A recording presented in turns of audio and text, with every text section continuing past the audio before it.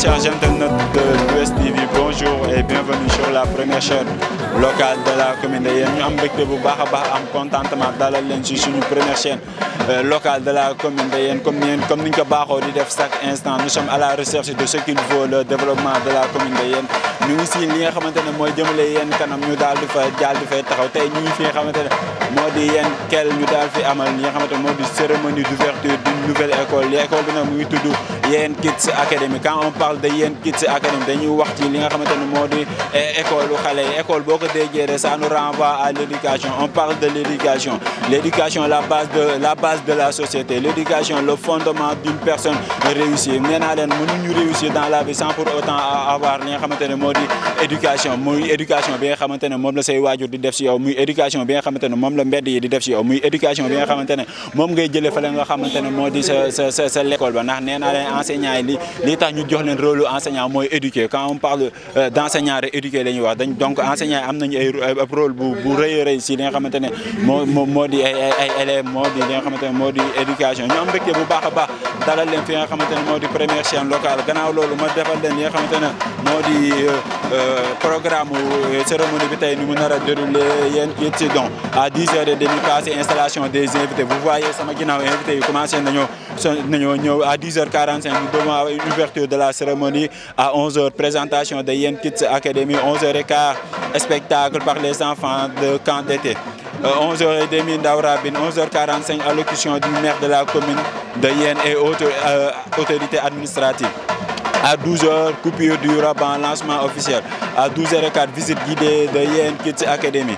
À 12h45, plantation du baobab en collaboration avec la réserve naturelle de Popenguine. À 13h, clôture de la cérémonie. Comme ni ngeen ko gisee noonu mu nekk programme boo xamante ne programme bu riche yi rek lay demee saa su ne sur West TV léegi dañuy ànd ak ki nga xamante ne moo di Youssou dugg si biir xool invité yi naka lañ toogee jëlaale quelques mots de l'initiateur.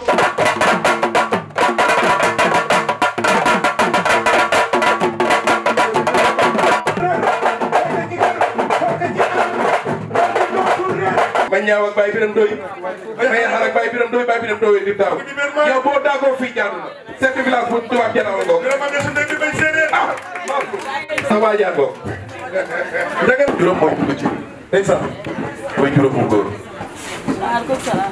donc bu baaxee nag bu gestoo gis muy juróom Moustapha bu defee lii tey ba tollu ci ouverture way juróom déplacé woo Thiès ñëw fekkati ka fii. loolu am na solo dama yaakaar loolu jaadu na. loolu war naa mën a nekk. jëmu jaa ngi noonu. li mooy sunu wéjur jeex na.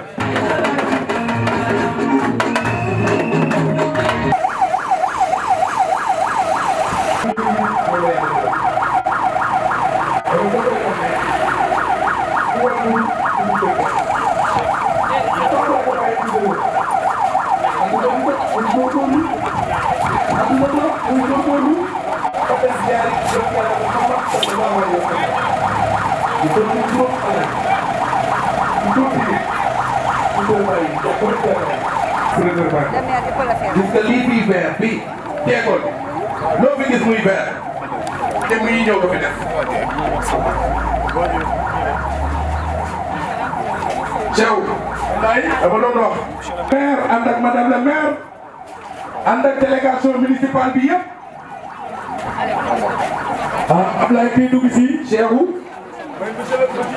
magistrat de la wallaay dama am ci lu ma nekkoon Alhaji Massamba Mbeng jóg leen taxaw doon leen tàccu ko tokk wàccuwaayam taxaw ñu sargal ko kooku ñëw mooy monsieur le maire de la commune de Yène mooy leen ay mat na garab waaye leen na yow ndax na ci suuf xay mat na garab Mbeng ay mat na garab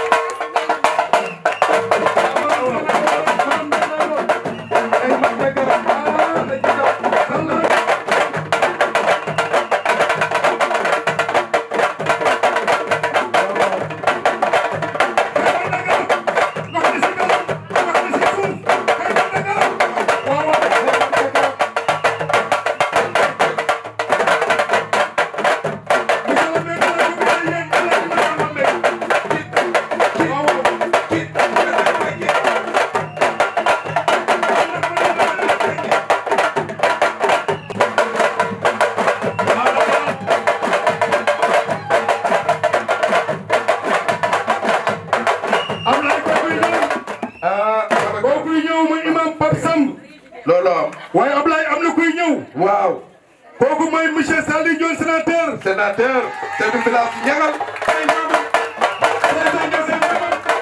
jaadu ko duggee ñu fi ci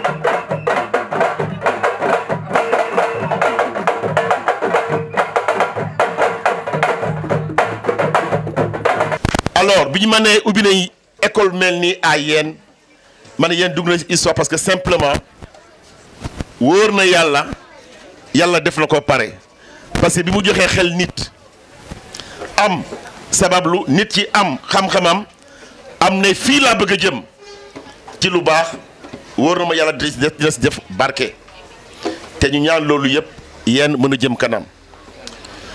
alors jour bi jot na te on va sans plus tarder li ñu tàmbalee mooy jox imam comme ñun ñëpp ay gëmkat nu ñu koy waxee. nitu diine lañu am nañu ngëm-ngëm justement nañ jox imam pour mu ubbi ci ay ñaan bu ñu paree ci loolu ci nation la ñu nekk ci république la ñu nekk le mu ñu bu ñu tàmbalee mooy am nañu suñu bàkku mu wóor ma ne ñëpp mën nañ ko bu ñu palee loolu xale yi ngeen gis nii bala nga ubbi école da ngay yëglu mooy organiser camp de vacances loolu la couple Diop am ubbi école bi par le centre de vacances bi xale yi dañoo ne tuuti li ñu jot a def ci camp de vacances bi bu ñu paree loolu dina am ku ñëw présenter école bi wax école bi wane école bi nu mu nekkee ak fu ñu bëgg jëm ak moom. Je pense que ça va être monsieur Ndiaye. Nous avons aussi monsieur le maire, allocution intégrée par monsieur le maire. Nous avons sargal niti de Kemle. Vraiment, nous avons encore parce que ce qu'on est on est fille du fait am. Mais xamna ubir ku ubbi bo xamné amna xel bo xamné affaire bi tombé na ci mom yalla koy def. Yalla na jëm kanam. Alors, nous allons recevoir aussi le groupe Suñu Mama yi ci Ndaw Rabine. Groupe Rajax. Sénégal jëm kanam. Dinañu am aussi après leen yóbbu pour dagg ruban bi fële ko autorité ñoo koy def ñooy wàcc tranquillement wiiri dem dagg ubbi après ñu yóbbu leen ñu visiter premier groupe dina am aussi beneen groupe bu dem pour visite. pour ñu visiter école bi xam da nga war a yéeg am na benn garab bu ñu am fulal parce que ñun garab dañ ko gëm ngandam garab boobu duma lay wax ban tur la xam ngeen ko bu ñu fa jógee aussi ñu ñëw ñàllante. alors comme école bilingue la Mr Diop. Mr Ba. Mr Ba dama tax mu Diop de. Okay. Good morning, everybody. As Mr. Adams said, but before that. Let me greet everybody here, dear authorities, dear mayor. We're greeting you by saying Assalamu alaikum wa rahmatullah. So now I'm going to lay up the program as follows. After welcoming the guests, we're going straight to the opening ceremony. And then, so there will be a lecture by the mayor, Michel Le Maire. And then after that, we follow up by presenting YKA. And then it follows a show by a resident of YKA summer camp. Those are here. After that, it follows cutting of the red ribbon. I forget, the raising colors which comes after. And then the technical team that built, this area, going to have a guided tour, so that people gonna know everything related to YKA in terms of building, construction and so on. And then we're planting the baobab tree, which is our totem. So after that, we closing for the last part. We closing remarks of the ceremony. So this is in summary what we're gonna do for this day. Thank you for everybody. Merci beaucoup à monsieur Ba. Léegi ñu ngi ñaan ñëpp ñu jox baat bi imam pour ñaan yi ñu mën a ubbi cérémonie bi. Adams. Oui. Non, dama bëggoon balaa imam muy jox la micro bi. yow nga dugal imam parce que yaa imam dëkk bi. so dugalee ba mu ñaan ba pare nga def présentation bi nga delloo ko micro. waaw Adams kon ni ko Ablaye Seck waxee rek ñun li ñu aada woo di def. foofu bu lu mel ni amee. comme ni nga ko waxee dañuy jox imam bu def ñaan. bu imam defee ñaan ba pare ay kilifa ñoo fi teew ñu invité leen ñi dëkk si dëkk bi ñi dëkkuñu si dëkk bi. boo ko fi ñoo xam ne diw ak diw moo fi teew bu ñu paree ne programme bi doo commencé kon imam bi fi teew dafa ma ne imam Pape Sambal moo fi mag jokk mu def ñaan bu ñu paree ñu commencé programme bi imam Pape Sambal bés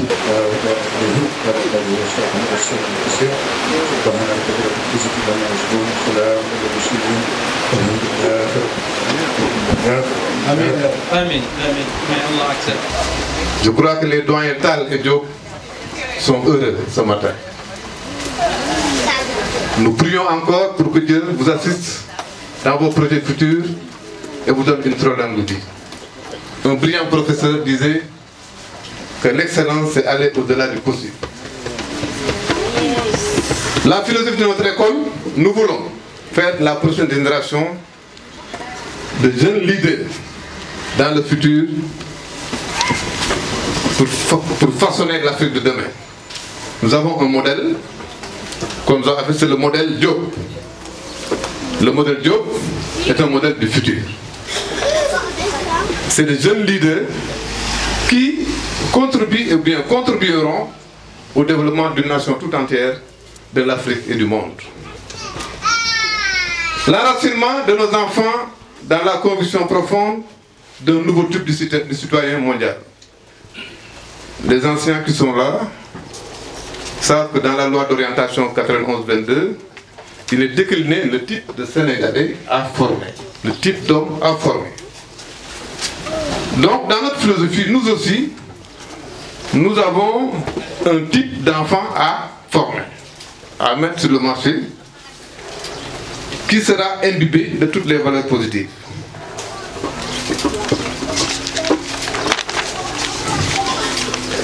C'est une académie aussi des valeurs. Un système de valeurs de l'école ancré dans la culture locale sénégalaise. Je pense que tout à l'heure, nous allons assister à une démonstration de Ndaourabil. Ça, c'est dire que dans notre projet, nous avons déjà pris en compte la culture locale. Mais nous voudrions aussi que nos enfants, que les enfants qui sortiront de cette académie, vraiment, seront des enfants qui seront bien imprégnés dans leur milieu imbibé de la culture locale. Le communautarisme, tout à l'heure, quand je parlais d'humeur, l'aspect communautaire, le brassage, la solidarité, le respect et l'intégrité humaine, l'enracinement. On parle ici d'humanisme, n'est-ce pas?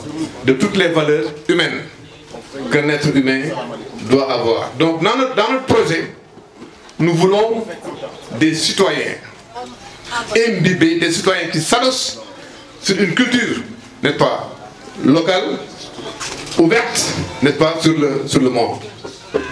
La formation d'un solide pour l'enfant, équilibrée et enracinée dans la meilleure des traditions et avec les bras tendus vers le monde, ce que le président poète disait, le président Senghor, enracinement et ouverture.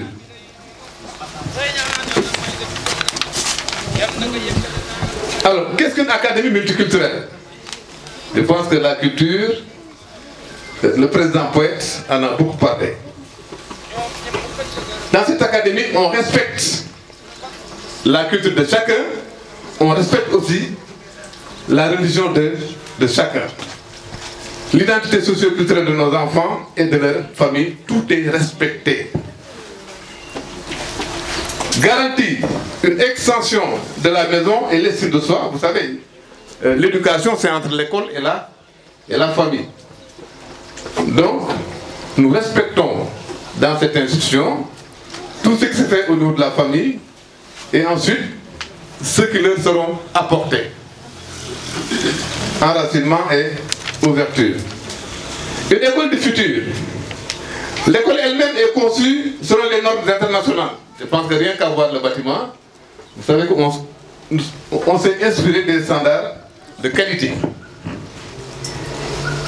En utilisant un concept, campus d'apprentissage et un espace vert, monsieur le capitaine Diallo, qui nous accompagne, n'est-ce pas, sur cet aspect, je pense que pourrait même prendre la parole à cet instant même et expliquer largement, n'est-ce pas, sur ce qu'ils ont déjà fait et ce que nous attendons d'eux. Les salles de classe optimisées, n'est-ce pas? Les salles de classe, tout à l'heure, avec la visite guidée, n'est-ce pas? Nous aurons à visiter, n'est-ce pas, les salles de classe. Vous verrez que les enfants seront dans d'excellentes conditions de travail, n'est-ce pas? Avec des effectifs réduits, maximum 20 élèves par classe. Nos enfants peuvent s'épanouir, parce qu'en fait, éduquer, c'est faire de sorte que l'enfant puisse s'épanouir. Que la classe, que l'école, n'est-ce pas, ne soit pas un lieu de privation de liberté. Faire de sorte que les enfants puissent, n'est-ce pas, dans la joie et dans la gaieté, n'est-ce pas, apprendre, n'est-ce pas, apprendre sans peur, n'est-ce pas, pour passer aussi comme un penseur africain. Le campus est un campus vert, construit avec des matériaux respectueux de l'environnement, des briques rouges, ventilation naturelle. Si vous entrez dans les salles, vous verrez qu'il y a une ventilation naturelle, il y a un microclimat. Et cela est dû tout simplement, n'est-ce pas, au matériau qui est utilisé, n'est-ce pas. Merci encore, monsieur et madame Diop. Jumelé avec les dernières technologies et équipements d'apprentissage, tout à l'heure, quand nous serons dans les classes, quand nous visiterons l'administration, on se rendra compte, n'est-ce pas, de tout ce qui est décliné dans ce slide. Nous voulons aussi avoir de futurs Einstein, n'est-ce pas, c'est-à-dire un apprentissage précoce, n'est-ce pas, des sciences, de la technologie, de l'ingénierie et des mathématiques. Vous savez qu'il y a une étude qui a été faite par le ministère de l'Éducation nationale sur les difficultés d'apprentissage de nos enfants en mathématiques et en sciences. Donc, Yen Kids Academy est une réponse, n'est-ce pas, à cette inquiétude de l'État du Sénégal. Toutes les salles de classe sont configurées comme des salles de classe d'apprentissage mixte. Avec la dernière technologie d'apprentissage en ligne, vous savez, les enfants ont la possibilité, nous avons la possibilité, n'est-ce pas, d'apprendre en ligne. Je pense qu'avec la Covid nous a appris beaucoup de choses, n'est-ce pas, sur l'apprentissage en ligne. Il y a même beaucoup de rencontres, n'est-ce pas, qui se tenaient en ligne pendant la pandémie du Covid-19. L'offre IKEA, le maître de cérémonie le disait tantôt, c'est le bilinguisme, 50% français et 50% anglais. Donc, vos enfants auront droit, pas à deux types, ce ne sont pas des apprentissages différents, mais c'est plutôt la langue qui est utilisée, n'est-ce pas, dans les deux domaines d'apprentissage. Le plan d'apprentissage individualisé, oui, ça c'est pour répondre un peu au principe de la pédagogie par objectif. On va vers un apprentissage individualisé, faire de sorte que tout enfant que nous confier, n'est-ce pas, puisse bénéficier de la qualité de nos enseignements apprentissages et de manière individuelle, n'est-ce pas. Tout à l'heure, je l'ai dit, c'est de petites classes avec des effectifs de 20. L'éducation religieuse et les langues nationales aussi, ils sont enseignés. L'un des maîtres de cérémonie est quelqu'un qui a été choisi, n'est-ce pas, pour donner une bonne éducation, une éducation religieuse, n'est-ce pas, à nos apprenants, à nos futurs apprenants, n'est-ce pas? L'approche projet, aussi, c'est tout dans le cadre des techniques. Parce qu'en fait, nous allons peut-être commencer à... Nous sommes dans une zone aérienne où l'activité principale se trouve au niveau de la mer. Donc nous allons commencer peut-être à construire une pirogue. C'est tout simplement dans le cadre de l'approche projet, n'est-ce pas, de l'initiation à la technologie, n'est-ce pas, dès le bas âge. Il y a un grand écrivain qui disait que dans les 1000 premiers jours de l'enfant, tout peut se construire. D'autres disent que dis-moi tes 6 premières années, je te dirai le reste de ta vie. L'éducation, le tutoring, ça, le tutoring ou bien tutorat, le bac international aussi fait partie de nos projets, n'est-ce pas? Le bac international, n'est-ce pas?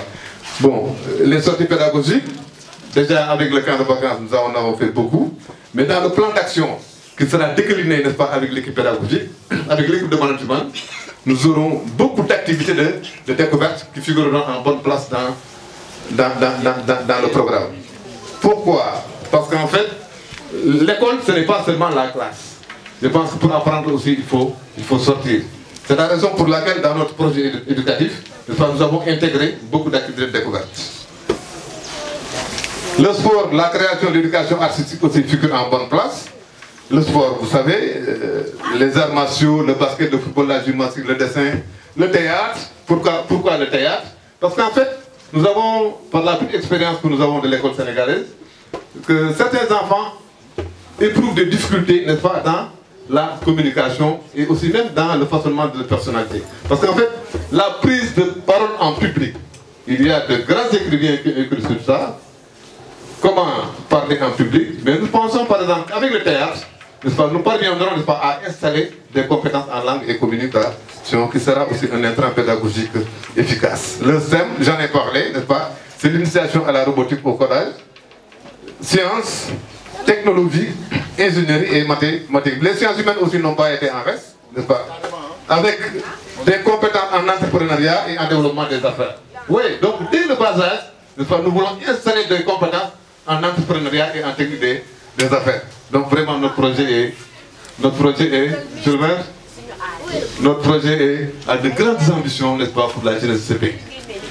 Les langues nationales aussi, vous savez, les anciens qui sont là aussi savent ce que je dis. Il y a 8 langues codifiées au niveau du ministère de l'Éducation nationale, mais nous allons en choisir, n'est-ce pas, quelques-unes, n'est-ce pas, comme support pédagogique, comme aussi intrant pédagogique, le français, l'anglais, mais aussi le wolof, qui est la langue locale, qui est la langue du milieu, n'est-ce pas. La créativité et l'innovation, également, mais l'accent également sur la créativité, sur l'innovation, les compétences en entrepreneuriat, je l'ai dit tout à l'heure, les arts scéniques, j'ai cité le théâtre, n'est-ce pas, la poésie, comment dirais-je, le ndawarabine, n'est-ce pas, ça c'est des arts scéniques, n'est-ce pas, apprentissage, le chant, le théâtre, la danse, pour promouvoir l'expression publique, comme je l'ai dit tantôt. Tout cela pour prévoir l'expression publique. Cela aussi me semble important afin de libérer le potentiel maximum de chaque enfant. Vous savez, dans chaque enfant dort un potentiel, mais il faut créer des conditions, n'est-ce pas, pour que ce potentiel soit libéré, n'est-ce pas, et utilisé positivement. Le profil de sortie, c'est des enfants bien outillés, n'est-ce pas, pétris de qualité, des citoyens du monde, bien formés, capables de participer au développement de leur milieu, voire même du monde entier. Donc voilà ce qu'on vise, avoir des citoyens du monde, pas uniquement des citoyens du milieu, n'est-ce pas, capables, on dit quelque part, de transformer leur milieu, bien capables de participer au développement de leur milieu. Donc voilà les 10 slides que j'avais à décliner. Avant de terminer, je remercie toute l'équipe pédagogique, je remercie le couple Diop d'avoir eu la confiance en ce modeste enseignant que je suis. Je remercie tout le monde. Voilà, merci. Nous allons continuer le programme par simplement présenter, comme l'avons dit, comme prévu, les écoles, les élèves, les pensionnaires du centre de vacances de Yène. C'est-à-dire, valeurs yoo xam ne doom yi noonu la ñu bëgg a mel ci école bi. Jom bi, jokkalante, booloo, bokk, ànd jëm ci kaw. Donc hymne boobu la leen xale di wéyal léegi. Bu ñu paree loolu, xale dañ jàng tëgg. parce que ñun gëm nañu africain lañu Sénégal lañu ñu ngi ban dëkk ku génne yeen ci dëkk ci tëgg du am yeen gëm naa ni yeen ci tëgg la bokk xale dañ jàng tëgg te ni ko directeur waxee ndaw rabit nañ ko jàng si école bi foo jàngee yeen defal ma ndaw mënuma gàcce la donc dañ ko sóoraale parce que l'homme n'est que ce que le milieu fait de lui gars yi ñoo ko wax donc xale yi bala ñu jógee fii am bac ba dem dina am capacité monter la benn ndaw rabine mu xam ne yéen la jóge loolu ndam yéen la loolu suñu ndam la donc du ma gudd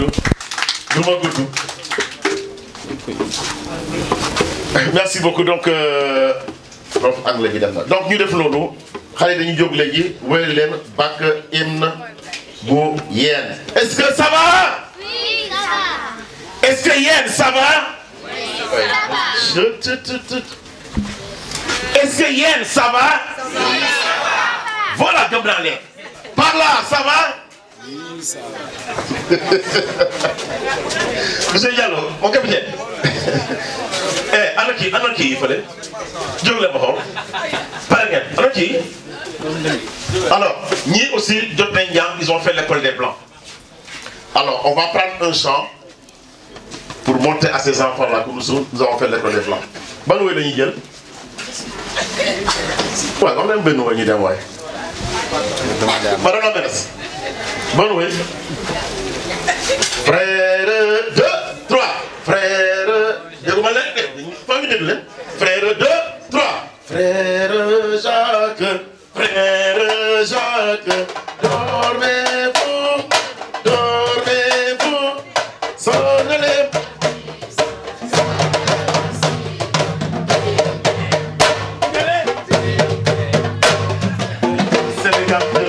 Sénégal, que de joie, que de joie. Il n'y a que la joie, il n'y a que la joie. Amul leneen.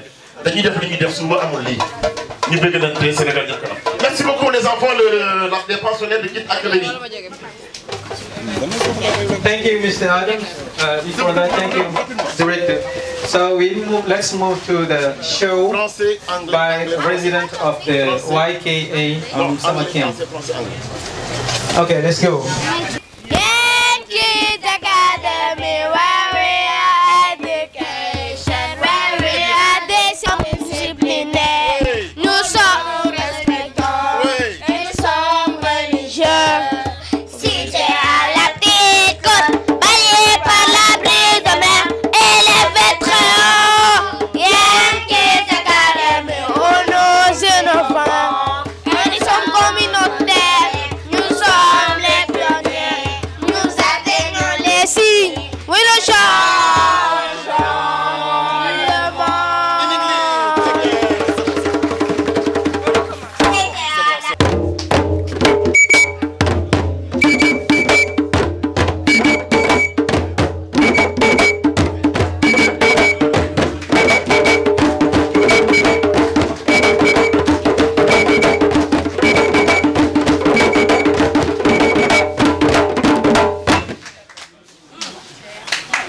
lii mooy la.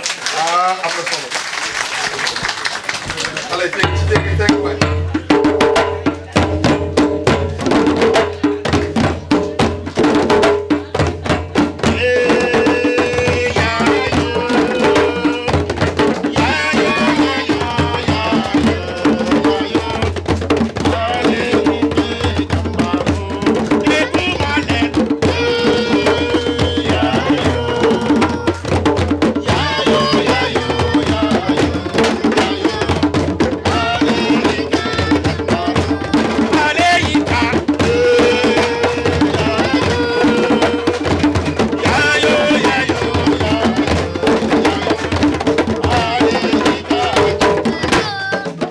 Sénégal jëm kanam.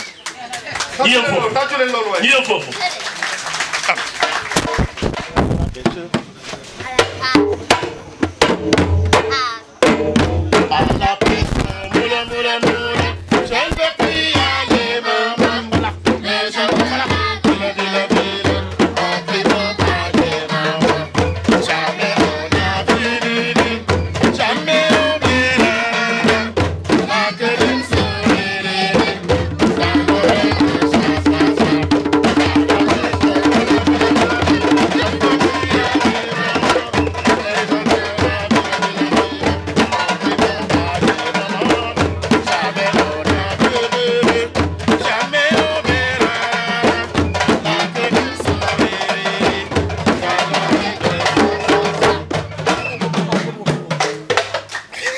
Est-ce que ça va?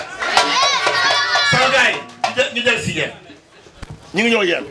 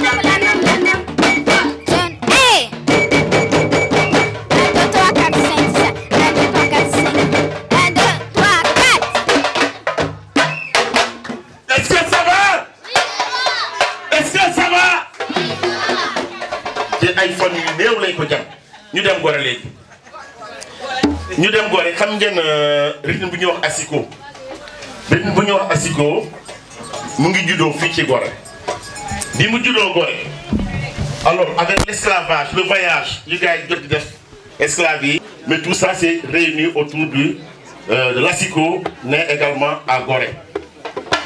Voilà. Alors par exemple au Cap-Vert ça fait ah la la la non la la la la la la la la yo yo yo yo boobu Cap-Vert la bu demee ba anti mu gën a yéex.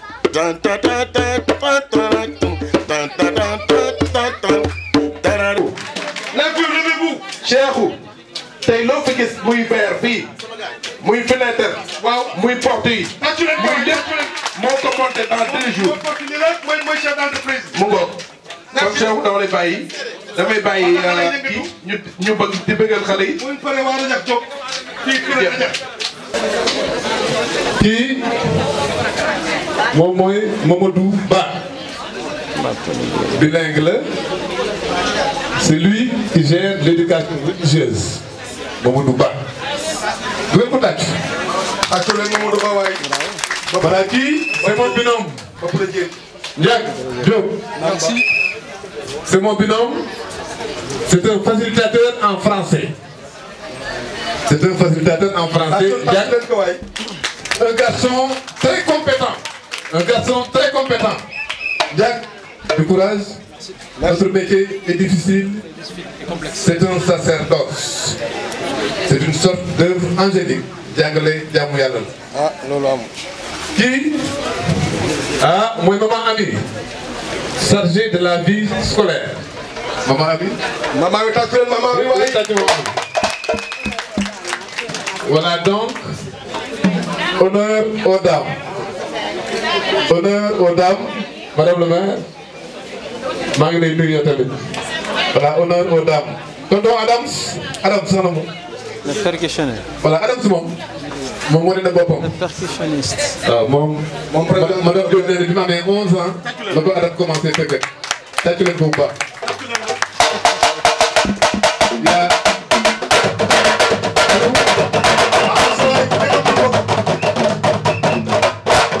Il y a Diane Tafé qui n'est pas encore là, qui rejoindra le groupe vers le 15 octobre, Inch'Allah. Merci beaucoup. Voilà donc, merci monsieur, merci, madame de cérémonie. Merci beaucoup. Comme nous l'avons dit, nous avons cadre de monsieur Roger Manga, vice-président de l'INEPLAS. Monsieur Manga. Chargé de la pédagogie et de la formation. Chers membres du personnel enseignant, administratif et de service. Monsieur le communicateur traditionnel.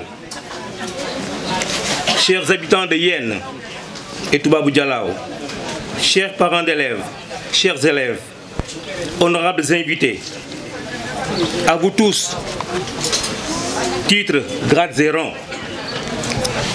De prime abord, j'aimerais excuser le président de l'Union nationale des écoles privées laïques du Sénégal, en l'occurrence M. Mamoudou Diop, Mamoudou Cissé, absent de Dakar, et qui est de tout cœur avec nous ce matin.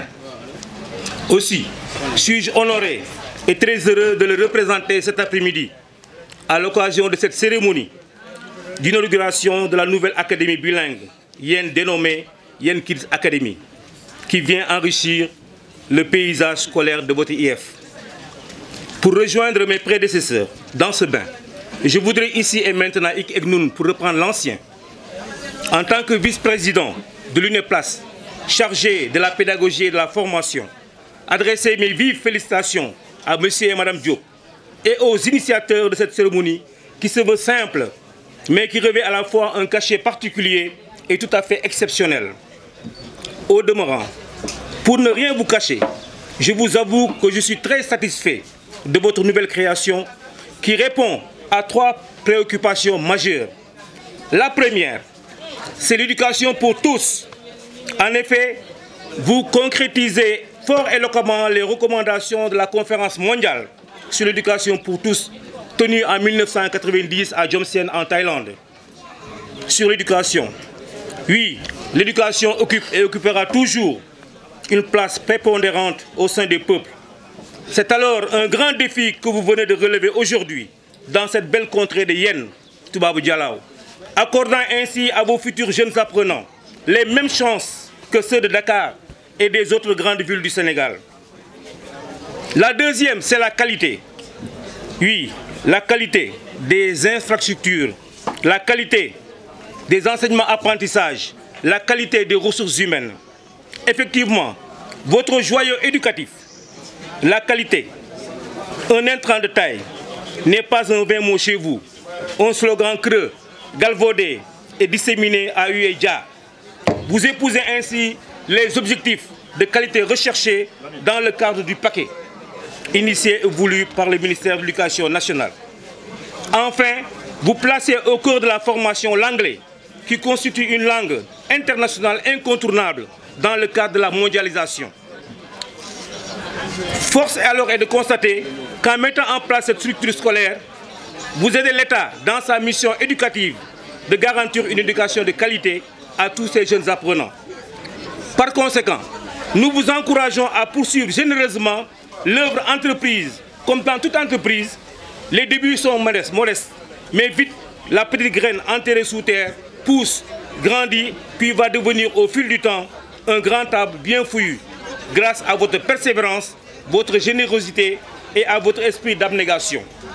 En tout cas, votre professionnalisme, votre dynamisme seront déterminants pour la réussite de ce projet.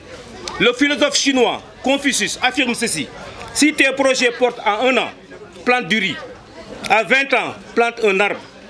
À plus d'1 siècle, développe les hommes. Qui ne se préoccupe pas de l'avenir lointain, se condamne aux soucis immédiats, exige beaucoup de toi-même et attend peu des autres. J'entends et j'oublie, je vois et je me souviens, je pratique et je comprends.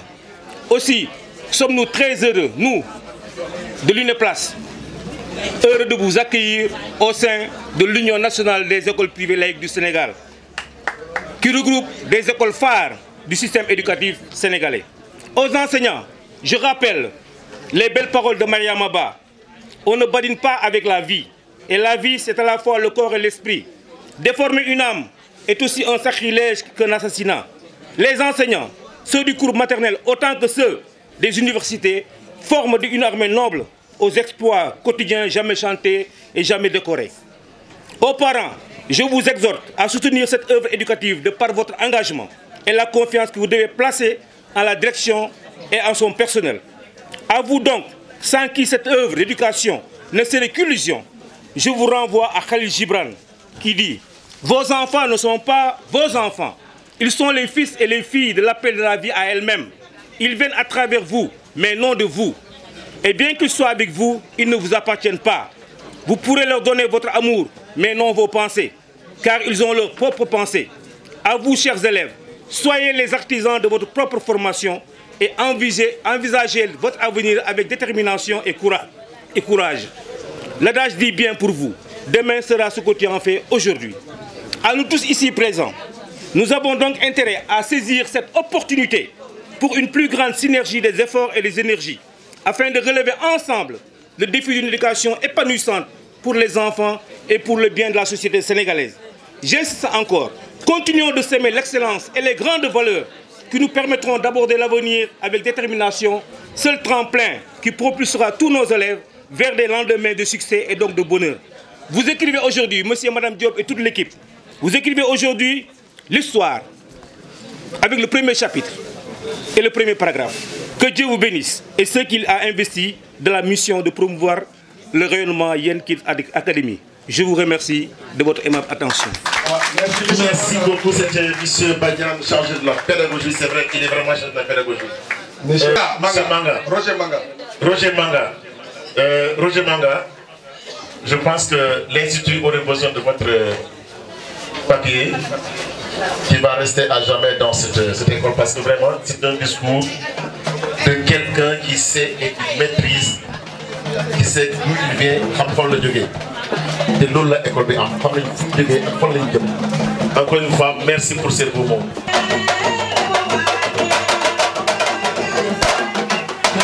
jërëjëf neex na bari na lépp luñ ci séntu woon defal ngeen ñu ko.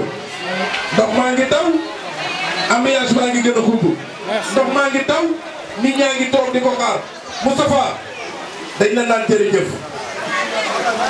tuuti na lool mais ku deful dara doo ko dégg mënoon nga am sax école bi yóbbu ko feneen mais yéen a la ñor développement yéen noo la ñor nga ñëw àndante ak sa mag mu nangul la nag nga ñëw daal ci kawam mu nangul la lool signé la jox la autorisation ñëw taxaw la tey ba mu pare kon dafa dañ la laa jërëjëf waaye monsieur le maire yàlla yàlla guddoon sa fan.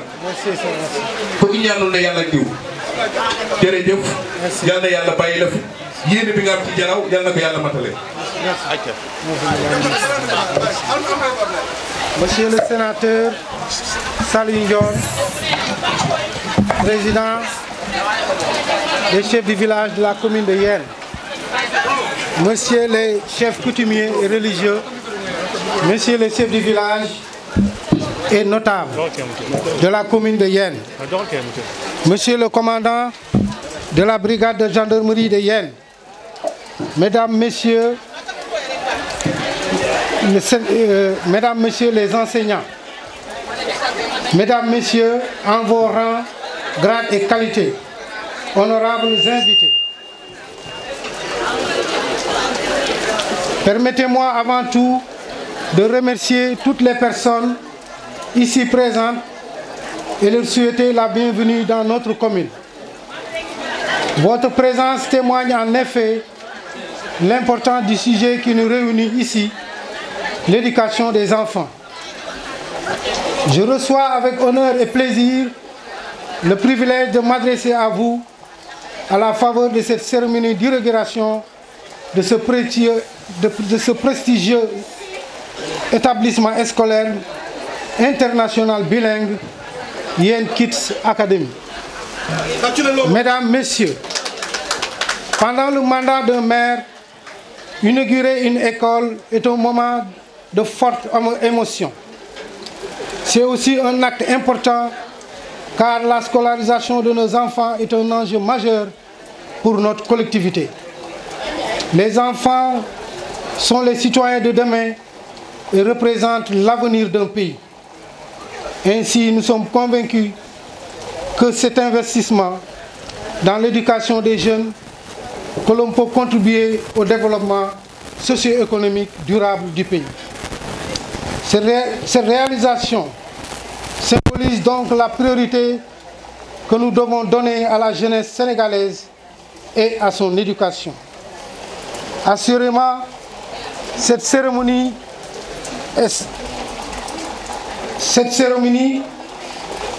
est de celles qui marquent l'histoire d'une commune car elle témoigne de sa vitalité et j'en mesure l'honneur qui me fait.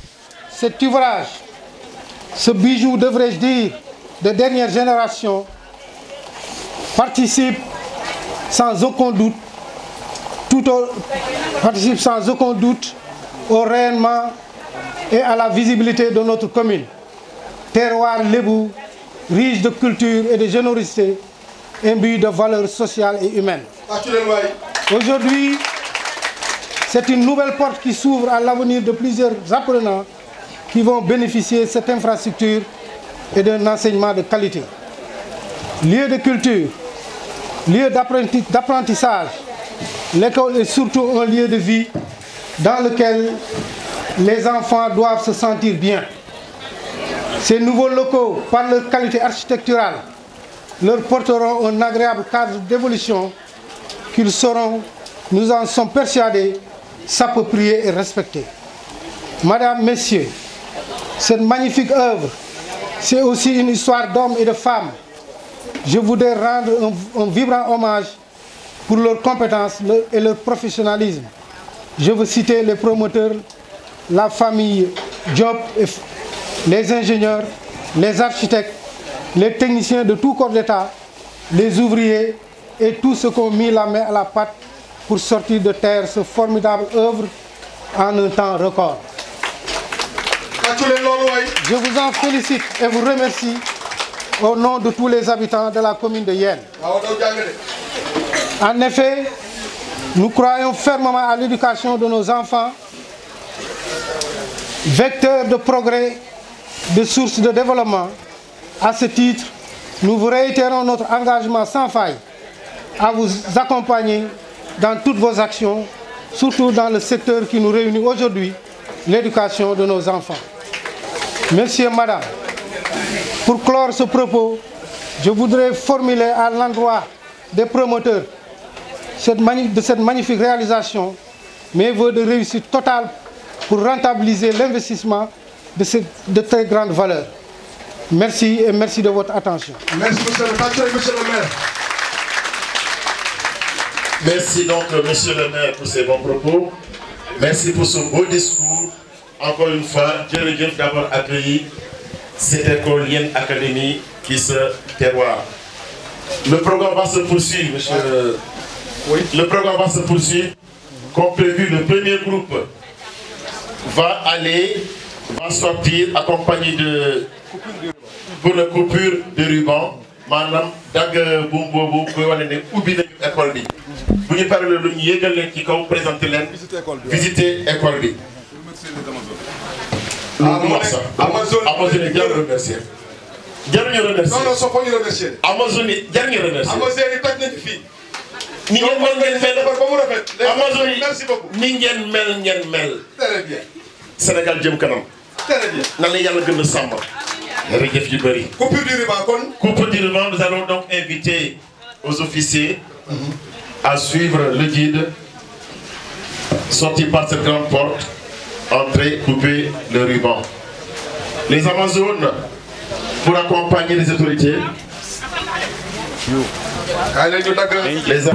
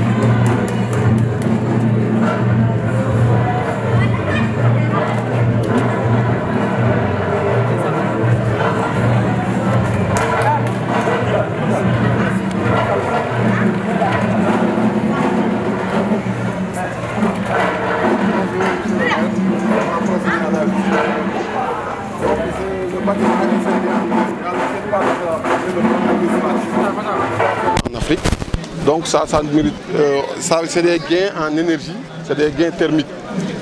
Donc ensuite, on n'a pas besoin ni d'enduit ni de peinture. Donc l'entretien de ces bâtiments est facile à faire. Cette partie, donc, comme j'ai dit tout à l'heure, c'est le local gardien. Les blocs toiles sont scindés en deux. Il y a un compartiment pour les garçons, un compartiment pour les filles. Là, c'est la partie pour le bureau du directeur. Là, il y a un moniteur aussi qui puisse lui-même assurer la sécurité en même temps en coordination avec les visites. Voilà. Donc, il y a aussi là, en mode wifi, il y a des caméras partout, comme je vous l'ai dit tout à l'heure. Donc, le directeur a un visuel sur l'ensemble du bâtiment. Donc, ça lui permet même, à partir de son bureau, d'avoir une vue d'ensemble sur le bâtiment. Donc c'est pourquoi on a voulu positionner ça ici. Là c'est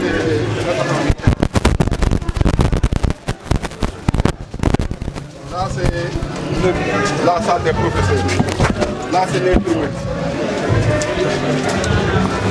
Là c'est l'infirmerie. Là c'est les toilettes personnelles hommes-femmes pour le personnel d'enseignement. Donc c'est...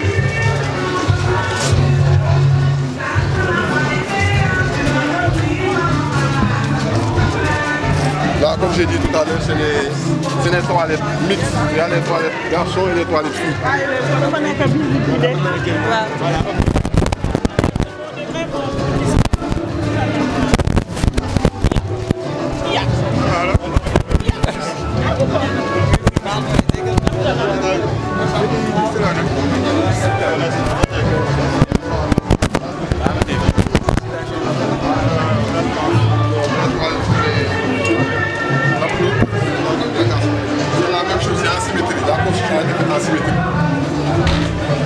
Là, ce sont les salles de classe.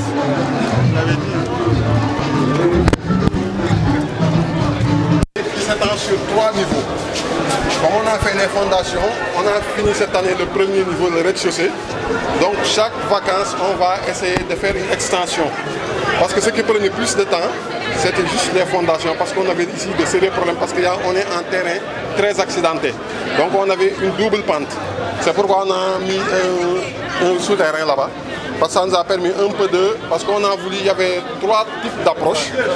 On pouvait faire des excavations de grande envergure, ça allait être très coûteuse. On pouvait aussi faire des fondations sous pied, c'est coûteux. Donc on a voulu juste adoucir le terrain naturel et construire suivant la pente naturelle du terrain. Ah, donc sachant c'est un expert ici. Ah, d'accord. Un expert.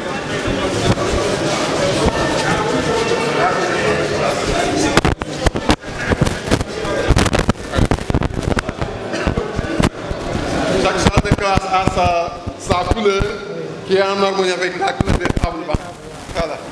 Si je n'oublie pas, tu vois cet aspect, c'est un peu rugueux. Après, les équipes vont revenir pour rendre ça plus lisse, plus éclatante. Mais voilà, c'est un travail qui va se faire en 2 semaines, mais le gros du travail a été fait, juste laisse les artistes pour la touche finale. Donc le visuel va encore être plus beau que ça. Quand ils vont finir le travail, on a voulu vraiment laisser parce qu'ils sont jusqu'au 27, donc que ça soit la touche finale.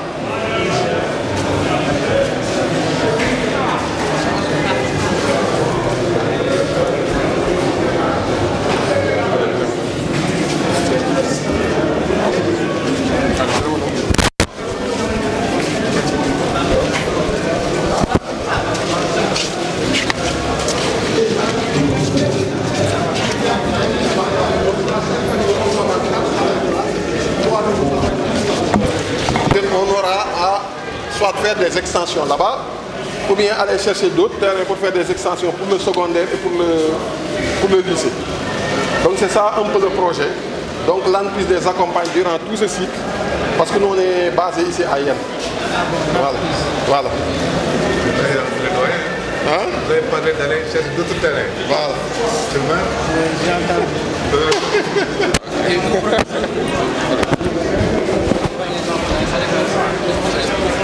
D'anglais et de Coran aussi. Ouais. C'est bon?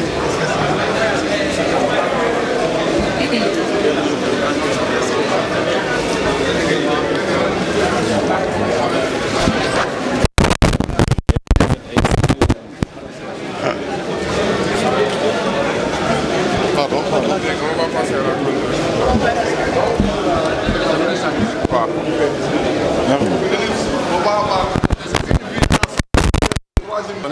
Là-bas, on va planter le baobab. Donc même si le projet nous le permet, on voudrait même mettre ça sous vitre. C'est plus joli. Mais ça dépend de s'ils sont assez costauds financièrement pour nous accompagner dans ça. Mais on est en train de faire ça parce que ça, les briques rouges, c'est une innovation. Parce qu'il y a un projet qui est en train de se faire au niveau de l'université Cheikh Anta Diop sur 14 pavillons avec la coopération allemande. Mais la particularité de ce projet, c'est que tout le monde est sénégalais. C'est fait par des Sénégalais, l'architecture, tout ça c'est des Sénégalais. Et on s'est basé sur la main-d'œuvre locale.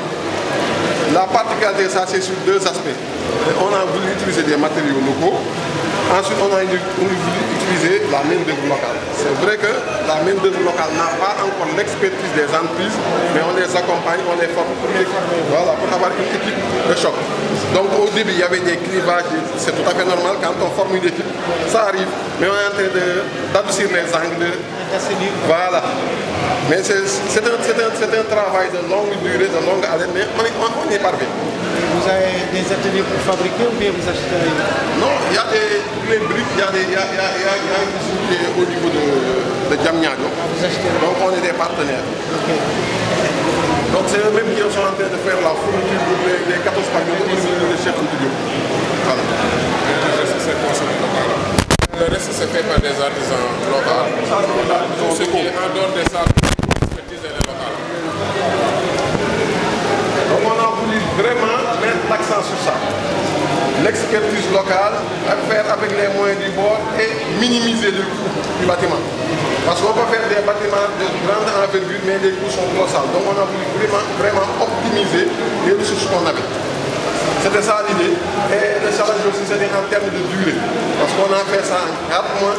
C'est un travail qui a suscité beaucoup de débats entre riverains. Parce que certains disaient qu'on va le finir, ils ne vont pas le finir, c'est cool, mais alhamdulillah, avec l'aide de Dieu, on a fait de notre mieux. Les génies sénégalais. Voilà. Quand on était venu, il n'y avait rien. Voilà.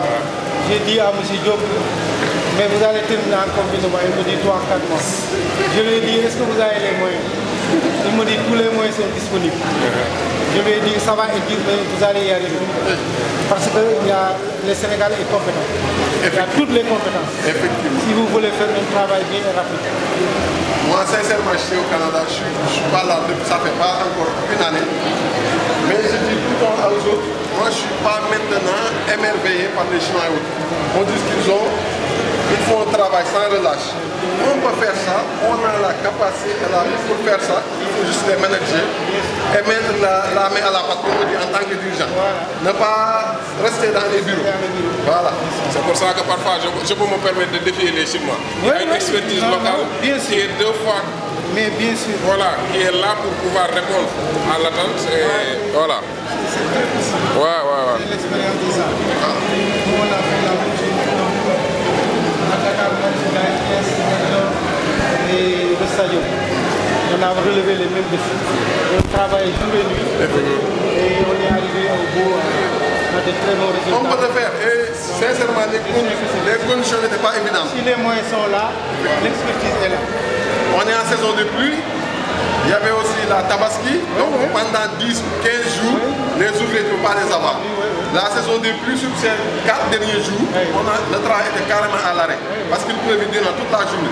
Mais avec tout ça, on a essayé de vraiment respecter les échéances qu'on avait données. Bravo à toi. Merci. Donc là, on va passer à la...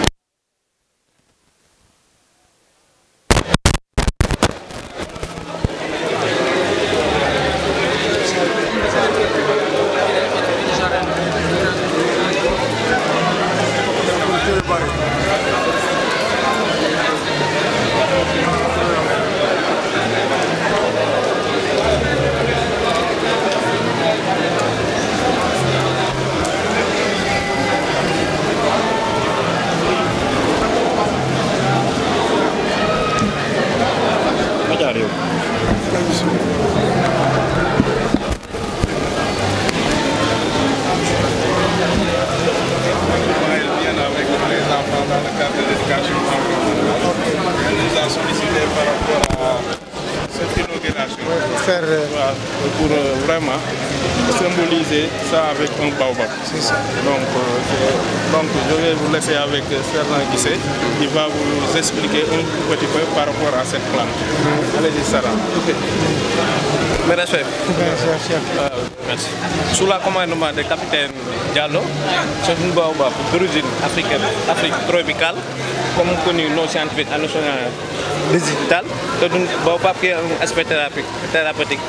On peut le manger, fabriquer beaucoup de choses, comme exemple de la nourriture des animaux, en même temps de la gomme, extra. Ok, en gros, c'est ça. Ok, mon capitaine. Vous avez parlé de non scientifiques. Oui, en national digital. C'est un connaisseur. Hein? Oui, c'est ça. C'est de la famille des... Farbacées. Des bombacées. Farbacées. Ok. Donc on va passer à la planète. Monsieur le maire, comme ça, puisqu'avec la pluie, vous permettez l'équipe de passer à la...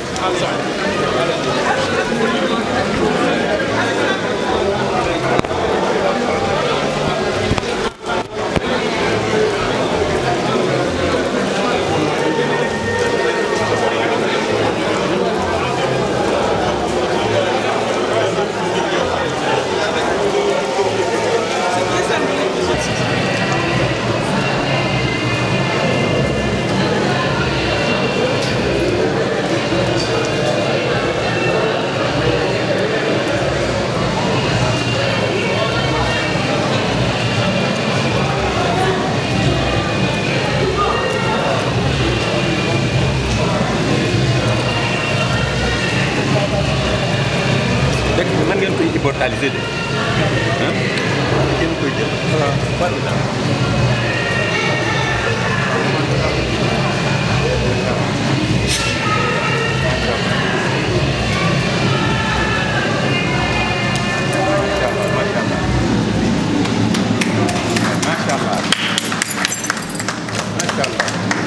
ba léegi sur 2STV ami très chers internautes gis ngeen que ñoo ngi ci fi nga xamante ne moo di cérémonie d'ouverture di Yen Kids Academy mooy une nouvelle école bi nga xamante ne ñu ngi koy installé au niveau de Kell ñu taxaw ki nga xamante ne moo di monsieur Thiom di professeur monsieur Thiom gannaaw bañ la nuyoo dalal la ci première chaîne locale de la commune de Yène quels sont vos premiers mots ci site bu bees bi nga xamante ne moom la ñuy defal fii ci Yène. Oui, bon, vraiment content naa trop ci invitation bi ñu ma defal fii parce que bon boo xoolee école bi vraiment.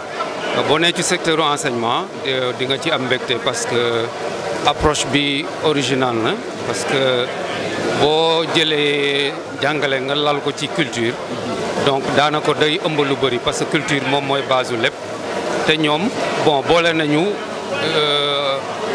histoire ak modernité quoi parce que boo gisee ni ñu approché njàngale mi bon lu jar a saluer la parce que xale bi bu xamee boppam xam culture am xam fu mu jógee ba pare nga boole technologie muy modernité nga boole ko wax la mu am loolu lu jar a gërëm la parce que vraiment maa ngi félicité bon monsieur Diop ak madame Diop ñi nga xam ne ñoo am idée def lii ci zone bu mel ni Dialaw parce que école bu mel nii man ci école bilingue laay jàngale boo ko daan gis il faut nga dem Dakar donc le fait que zone bi am ko vraiment lu ma rafetlu lool te maa ngi leen ji gërëm ci loolu. gis ne aussi itam un avancement par si li nga xamante ne moo di éducation sànq bi maître de cérémonie bi di wax monsieur Adam mu ngi wax bay wax ne aussi dañuy focaliser wu aussi si ñi nga xamante ne moo di éducation en ligne jàng en ligne bi mu mel ni dañu constater un avancement au niveau de l'éducation au niveau du Sénégal ici. waaw boo xoolee ñoom seen approche par les compétences ak approche par projet yi mu wër na lii njàngale mu dëgër la te adduna bi toll na foo xam ne xale yi il faut ñu laal technologie te ak science donc loolu te dañu ko xaw a basé ci culture bi parce que bu demee ba ñuy jàngal xale bi nan lay defaree gaal loolu lu am solo la boo xamee rôlu gaal ci culture lébu donc loolu lu jar a saluer la te ni ñu approché technologie bi mu wër na ne xale yi suba bu ñu fi jógee foo leen mën a yóbbu dañuy mën a bokk parce que adduna bi boo daagoo tuuti rek gars yi raw la te loolu vraiment bu yéen amee privilège boobu ñun dañ koy vraiment rafetlu quoi. ñu ko gisaale si aussi présence li nga xamante ne moo di langue anglais bi aussi si njàngale. waaw bon man mi profu anglais la bon tukki naa lu bëri tey jii àdduna bi buñ ko kenn mënu ko def sans anglais donc le fait que ñu jàngal leen anglais français ak suñuy làkki réew parce que loolu aussi lu am solo la mu wóor ne dañ yëpp xale yi ni leen xam leen seen bopp mais tamit bu leen tëju parce que àdduna bi léegi bon comme on le dit c'est un village planétaire. Merci monsieur Diop. Merci jërëjëf. C'est ça tey ñu assister à une cérémonie d'ouverture d'une nouvelle école lan mooy ses premiers mots sur une nouvelle école. Bonjour tout le monde, donc je vous remercie beaucoup.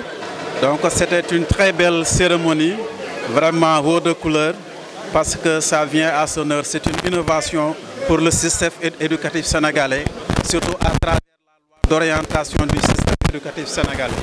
Nous avons assisté à une cérémonie vraiment de haute facture, vraiment de beaucoup de couleurs, où vraiment le créateur a fait preuve de créativité par rapport au système éducatif. Vraiment, ça vient à son heure.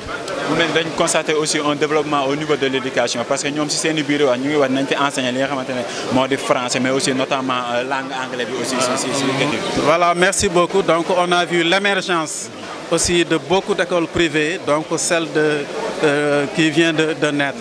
Donc, ça vient à son heure le fait de s'associer deux langues, deux cultures, c'est-à-dire le français et l'anglais. Vraiment, qui sait l'anglais? Vraiment, c'est une langue qui est aujourd'hui universelle. Partout où tu vas, si tu ne comprends pas l'anglais, tu as beaucoup de problèmes vraiment à communiquer effectivement avec les gens. Ce qui fait que l'anglais constitue aujourd'hui une langue vraiment internationale. Un bon message que nous avons au niveau, parce qu'on constate de plus en plus ici au niveau de Yen, que les parents abandonnent l'école pour défiler. Il y a un message que nous transmettons. Waaw, lolu mom vraiment dafa am solo. Ku xam lan moy éducation. L'éducation, la base, c'est surtout la famille. L'éducation de la famille est très fondamentale. Parce que si l'enfant n'est pas très bien éduqué à la maison, il aura des problèmes pour où mettre le pied. Parce que l'éducation de base est fondamentale, l'éducation familiale. Parce qu'il y a deux types d'éducation. C'est-à-dire les parents qui sont des éducateurs naturels, ensuite les enseignants qui sont des professionnels. Donc si on associe ces deux, vraiment on va canaliser l'enfant pour avoir vraiment un enfant de qualité, un citoyen qui est très conscient de ses droits et ses devoirs. Merci M. Sarr. Merci. Nous sommes avec M. Ndiaye, on le laisse présenter avec certains intervenants. Moi c'est Diogo Ndiaye, je suis le nouveau directeur pédagogique de Yen Kids Academy. M. Ndiaye, nous avons assisté à une cérémonie d'ouverture de Yen Kids Academy. Qu'est-ce que vous pouvez nous dire sur Yen Kids Academy? Yen Kids Academy, c'est une contribution de deux Sénégalais qui ont vécu longtemps à l'étranger et qui ont constaté que leur pays était confronté à un problème d'éducation. Donc pour eux, la meilleure façon d'investir, c'est de le faire dans le secteur de l'éducation. C'est la motivation première. Ce qui les a obligés à créer cette école, cette institution, pour répondre à un besoin. Le besoin, c'est quoi? C'est l'éducation des enfants de notre pays. On dirait que vous avez amené un manque au niveau de la localité. Pourquoi la localité de Yen pour installer l'école? Pourquoi Yen? Parce que Yen, les enfants de Yen aussi doivent bénéficier d'une éducation de qualité. Les enfants de Yen aussi doivent être, n'est-ce pas, dans des écoles construites sur des standards de qualité, des standards modernes. C'est la raison pour laquelle les promoteurs ont pensé aussi construire cette école ici à Yen pour que les enfants de Yen puissent bénéficier d'une éducation de qualité comme les enfants de Dakar, comme les enfants du monde entier. Quel message vous voulez lancer aux parents d'élèves qui se trouvent à Yen? Je leur dis tout simplement de s'approprier du projet. Le projet a eu des initiateurs, mais le projet leur appartient. Par conséquent, je leur demande d'en faire une très large diffusion et aussi d'inscrire leurs enfants à l'école, d'inscrire leurs enfants ici. Vous savez, tout à l'heure, quand je faisais la présentation, j'ai fait part de cette équipe pédagogique composée d'hommes et de femmes dont les compétences ne sont plus à discuter. Nous avons pris les meilleurs enseignants, nous avons pris les meilleurs pour que ces enfants puissent aussi avoir du meilleur.